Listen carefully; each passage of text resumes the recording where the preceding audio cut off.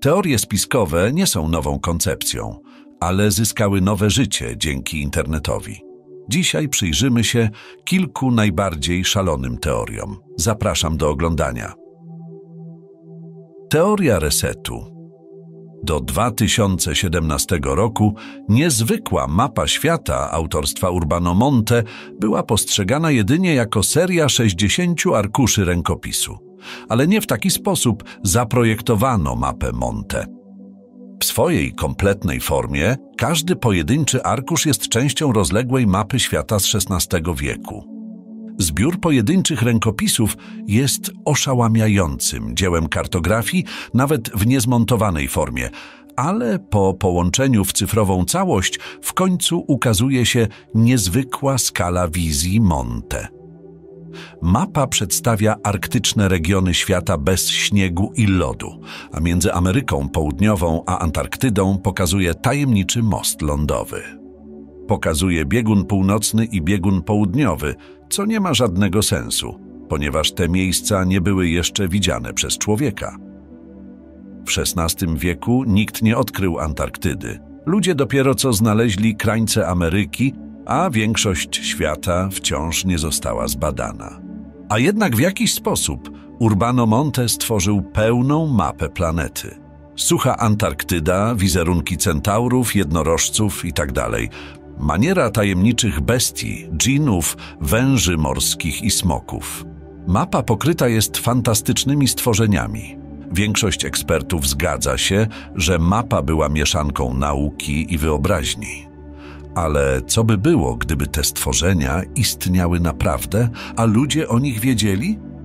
Mapa jest częścią bardzo nietypowej teorii, która głosi, że świat był zupełnie innym miejscem w XVI wieku.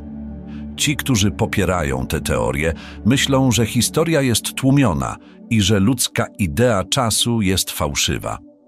Teoria Wielkiego Resetu mówi, że przed erą kolonialną nastąpił wielki reset.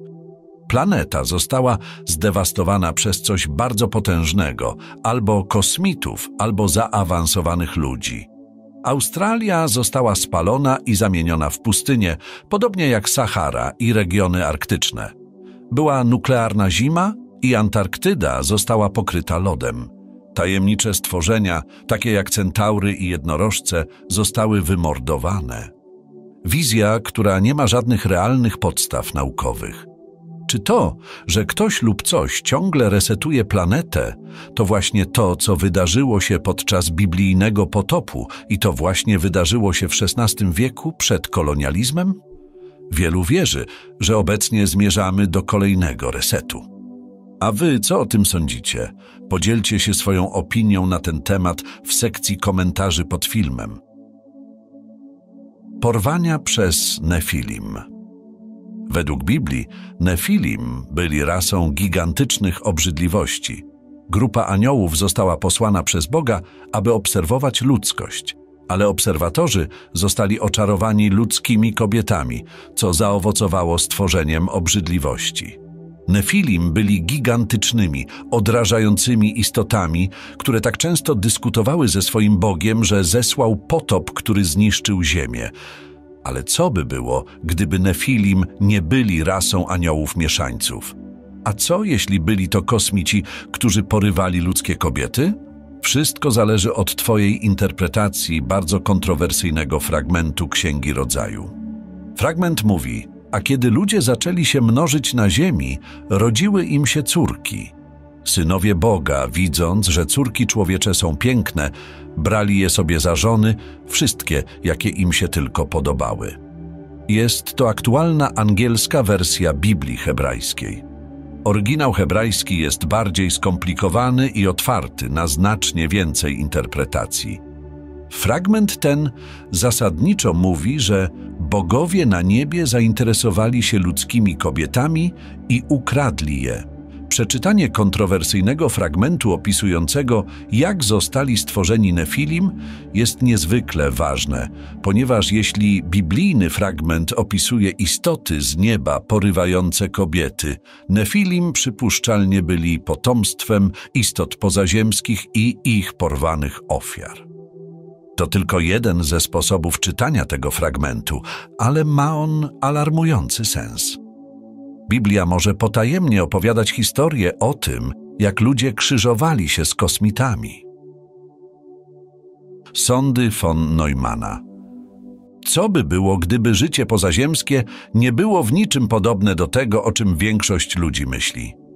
Zamiast małych zielonych ludzików latających w statkach kosmicznych, życie pozaziemskie było robotami.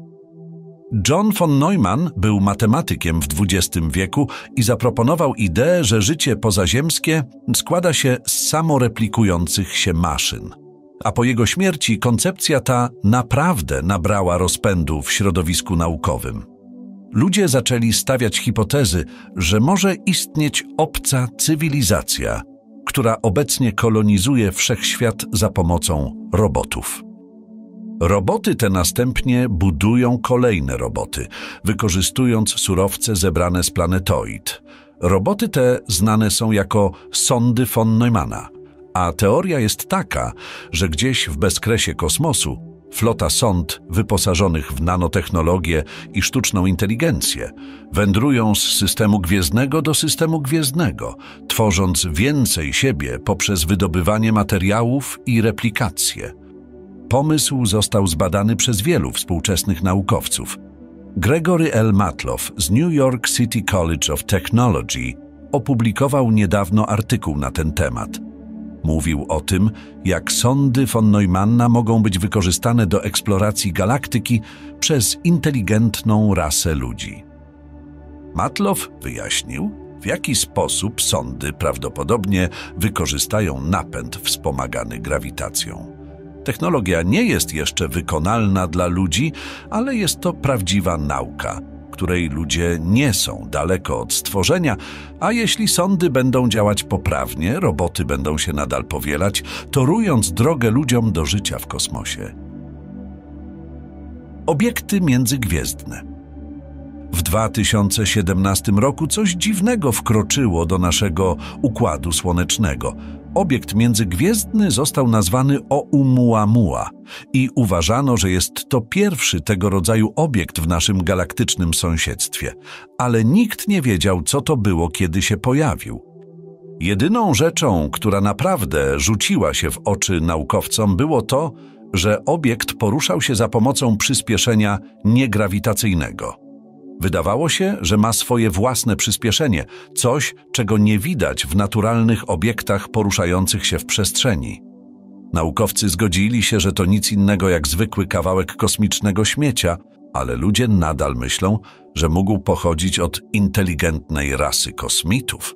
Wydawało się, że porusza się celowo, napędzany w przestrzeni kosmicznej przez nieznany akcelerator. Ostatnio amerykańskie wojsko ujawniło coś, co zszokowało społeczność naukową. Wcześniej uważano, że Oumuamua jest pierwszym obiektem międzygwiezdnym wchodzącym do Układu Słonecznego, jaki kiedykolwiek zaobserwowano przez ludzi. Rzekomo NASA w 2014 roku wiedziało o innym obiekcie międzygwiezdnym. A co jeśli obiekt był czymś innym niż meteorytem? Po co utrzymywali to w tajemnicy? Czy rząd USA próbuje ukryć obiekty międzygwiezdne przelatujące w pobliżu naszej planety? Niewyjaśnione hieroglify.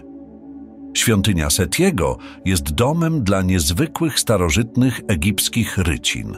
Jest głównym historycznym miejscem w Abydos i została zbudowana dla króla Setiego I w okresie Nowego Państwa. Seti był najbardziej popularny dzięki ponownemu otwarciu kopalń i przywróceniu dobrobytu w Egipcie, jednocześnie podejmując projekty Wielkiej Świątyni, której fragment muru jest pokryty niewytłumaczalnymi hieroglifami. Cóż, to, czy można je wytłumaczyć, czy nie, zależy od tego, kogo zapytasz. Hieroglify zdają się przedstawiać samoloty, jeden helikopter i coś, co bardzo przypomina statek kosmiczny.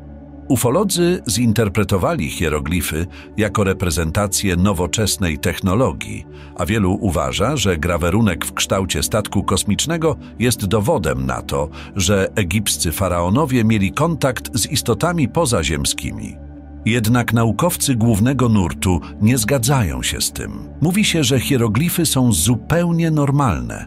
Niedawno odkryto, że helikopter składa się z 2 różnych hieroglifów ułożonych jeden na drugim, tworząc obraz przypominający helikopter. A wy jak myślicie, co jest prawdą? Czy starożytni Egipcjanie mieli kontakt z istotami pozaziemskimi? Podziel się z nami swoją opinią w komentarzach poniżej, a jeśli podobał Ci się ten film, zostaw łapkę w górę i zasubskrybuj nasz kanał. Bardzo dziękujemy za oglądanie i do zobaczenia już niebawem. Wideo przetłumaczone przy wsparciu Eleven Labs.